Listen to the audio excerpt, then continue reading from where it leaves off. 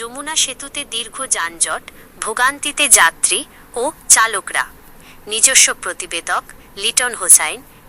সাভার আশুলিয়া উত্তরবঙ্গের প্রবেশদ্বার খ্যাত বঙ্গবন্ধু যমুনা সেতুতে আজ শুক্রবার সকাল থেকেই তীব্র যানজটের সৃষ্টি হয়েছে। সেতুর ওপর ও সংযোগ সড়কে যানবাহনের বাড়তি চাপের কারণে এই পরিস্থিতির সৃষ্টি হয়েছে বলে জানা গেছে। সরেজমিনে এবং পরিবহন সংশ্লিষ্টদের সূত্রে জানা যায়, ছুটির দিন হওয়ায় ভোর থেকেই উত্তরবঙ্গমুখী যানবাহনের সংখ্যা বাড়তে থাকে। এর মধ্যে সেতুর ওপর কয়েকটি ছোটখাটো যান্ত্রিক ত্রুটিযুক্ত যানবাহন বিকল হয়ে পড়ায় যান চলাচলের গতি ধীর হয়ে যায়। বেলা বাড়ার সাথে সাথে এই জট টাঙ্গাইল ও সিরাজগঞ্জ প্রান্তের কয়েক কিলোমিটার এলাকা জুড়ে ছড়িয়ে পড়ে।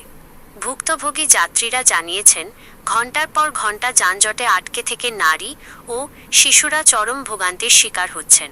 বিশেষ করে গরমে দীর্ঘ সময় বাসে বসে থাকা কষ্টসাধ্য হয়ে পড়েছে।